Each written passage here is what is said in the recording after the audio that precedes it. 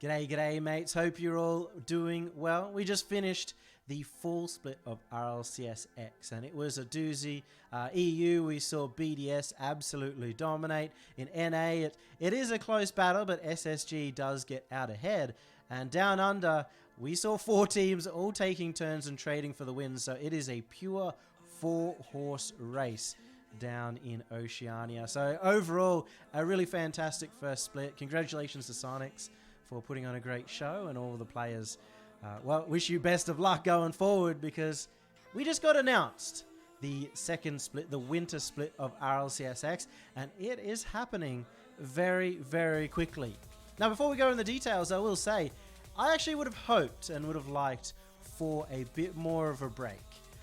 Between this split and the next one, a chance for teams to rebuild, come out and see some surprise performances. But I do think that, you know, with Sonics taking December off, it is a good chance for the players, the casters, Sonics themselves, the producers, to all get a bit of a break, and a well-deserved break over Christmas. So I won't hold it against them. I just love to see a bit of a break for teams to really, really rebuild, especially since we are going into the trade window.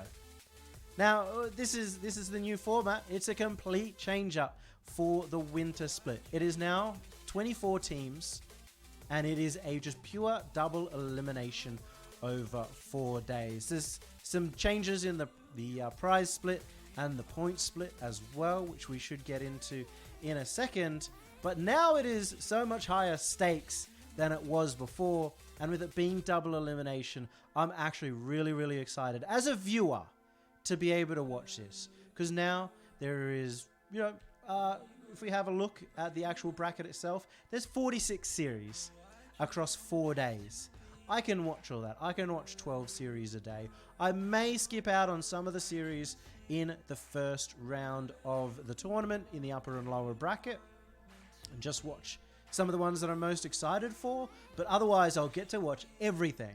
I won't miss out on the storylines of the players. I won't miss out on those awesome lower bracket runs that we're expecting to see. It should be a really, really fun viewing experience. But for some of these teams, you know, the likes of Team Liquid, who didn't make it top 16, it is going to be very, very nerve-wracking. However, of course, with the new point system as well, it also puts more power in their hands. There's more points that go towards the top 3 teams that come through. There's a separation between 3rd and 4th, just like there is in terms of the bracket, because it's double elim. But there's also 50 extra points going into 1st and 2nd, and that would help a team like Team Liquid be able to jump ahead where they were, as well as the format itself leaning to that. They're going to be sitting, maybe coming in number 16, 17 seed, something like that. And they now have a chance to go through that bracket and not only earn more points for themselves, but start eliminating teams that have points higher than them. So they are going to have twice as much control. I love that this is the second split and that they're going for a more I guess, crazy firework type format for this one, because the first split was very robust. It was very competitively fair, and you got a very good chance to get a proper seeding out from the points.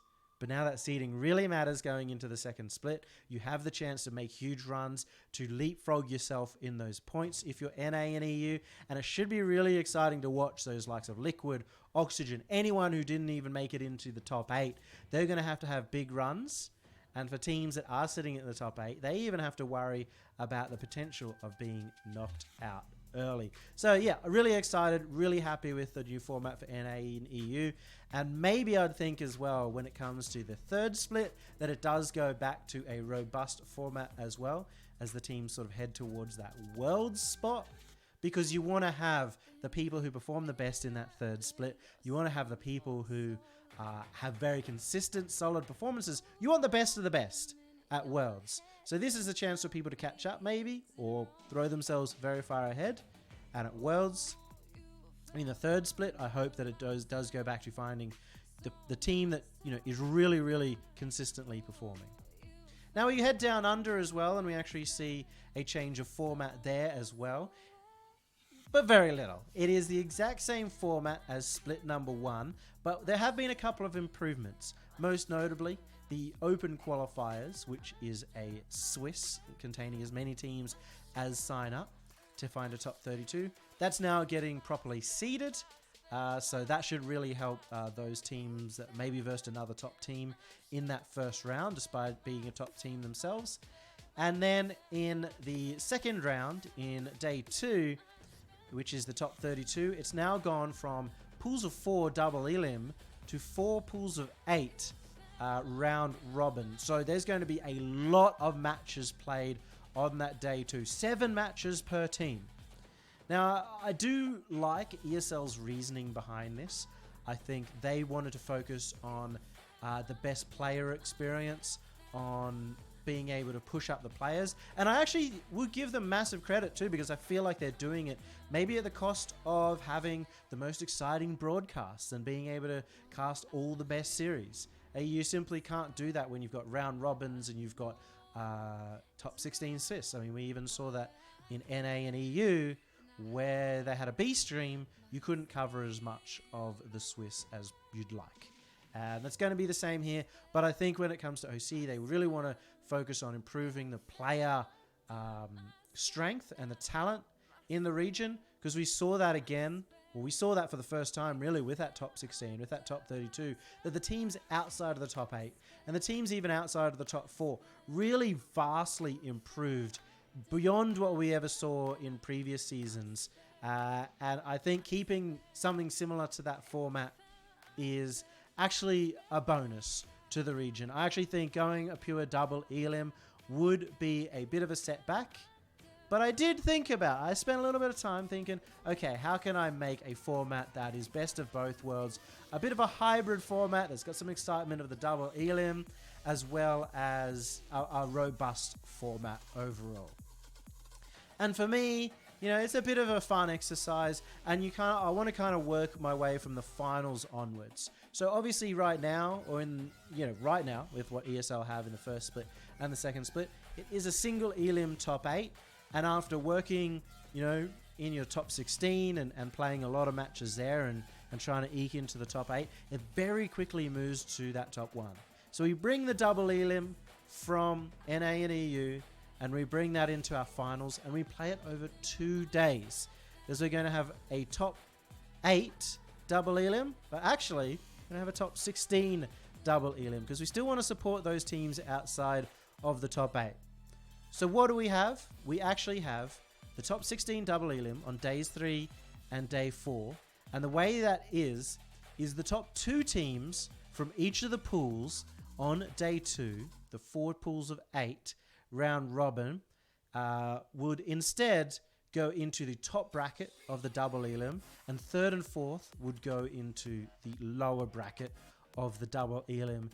And you actually can see what the double elim looks like here as well. You wouldn't be able to broadcast everything with just one stream, but with those that I highlighted in green, that's 14 matches.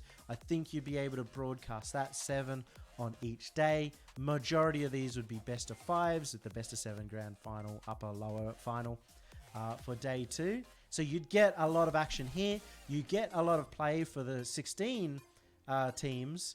And those top 16 teams already get a lot more bonus because of the fact that they would have played a lot more in those earlier rounds in the 4 pools of 8 round robin. I'd also argue maybe a 4 pools of 6 round robin would be good to go to the 24 teams like it is in NA and EU.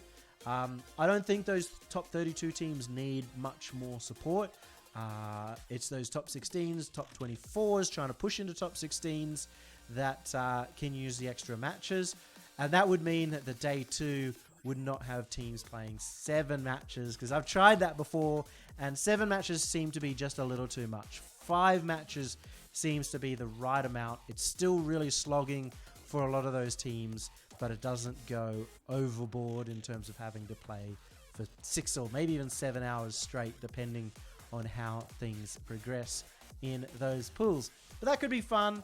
I imagine that would be maybe a format that could be ran in the 3rd split as well, if people like that one. And as I said, a best of both worlds, a bit of a hybrid of having that high intensity double elimination when it comes to the end of the bracket, but still that robust nature of the round robin earlier on. But overall, I am really excited for the next split. It should be fun to see if teams can really leapfrog ahead. And I'm going to be watching all of NA and EU. I do that on my stream, usually after the fact on OC times. So if you do want to join me for those, make sure you head over to my Twitch, which I'll put down below. But thank you all for watching. Later on this week, we're going to be talking about the roster moves because it is a 1 week trade window and there is going to be 1.5 million roster moves. Everything's blowing up left, right and center. So that should be fun to have a look at.